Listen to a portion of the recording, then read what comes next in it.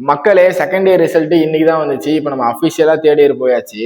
நீங்க பாஸோ டிஸ்டிங்ஷனோ ஹானர்ஸோ நீங்க எது எடுத்திருந்தாலுமே வாழ்த்துக்களை தெரிவிச்சுக்கிறேன். மெயினா இந்த வீடியோ ஏன் போடுறேன்னா, உங்க ஃப்ரெண்ட்ஸ் யாராவது ஃபெயில் ஆயிருந்தாங்கன்னா தயவு செய்து அவங்கள மோட்டிவேட் பண்ணுங்க. மாப்பிள்ள இன்னும் 1 மந்த்ல சப்ளி வந்துடும்டா, எழுதி கன்ஃபார்ம் பாஸ் ஆயிடலான்னு.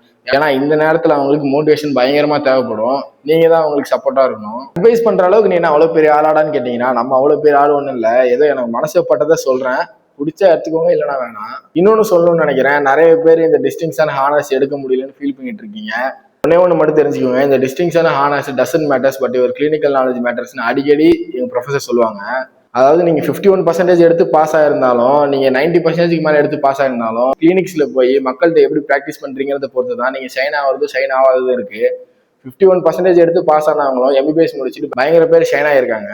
அதனால தயவுசெய்து எதை பத்தியுமே யோசிக்காம செகண்ட் இயர் பாஸ் பண்ணியாச்சு, மஜா பண்றோம், தேர்ட் இயர் போயாச்சு, மாஸ் பண்றோம் அப்படிங்கிறத மட்டும் மைண்ட்ல வச்சுக்கோங்க. இன்னொன்னு மெயினா சொல்லணும், உங்க ஃப்ரெண்ட் யாராவது ஃபெயில் ஆயிருந்தாங்கன்னா இப்ப இருக்கிற பிரைம் பீரியட்ல அவங்களுக்கு தயவுசெய்து படிக்கிறதுக்கு நிறைய ஹெல்ப் பண்ணுங்க.